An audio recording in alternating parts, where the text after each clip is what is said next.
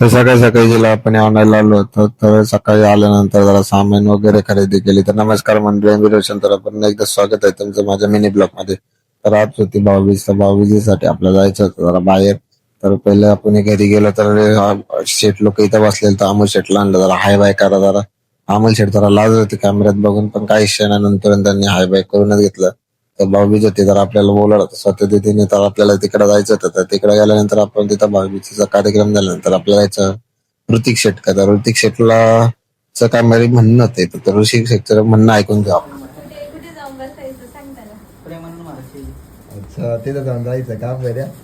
तर ऋतिक शेटचं हे ऐकल्यानंतर भाऊबीज वगैरे साजरी केली. तर मस्त आहे की इथं काजू कतली तर घेऊनच उभी होते डायरेक्ट. तर आपला इथला पण कार्यक्रम झाल्यानंतर आपण आलो होतो घरी. तर घरी आल्यानंतर ही पिल्ली फक्त ताट घ्यायची, सगळ्यांना ओवाळायची, कारण हिला पैसे भेटत होते. त्यामुळे ही सगळ्यांसाठी नुसतं ताटच घेऊन उभं राहायचे, ओवाळायचे पैसे घ्यायचे जायचे.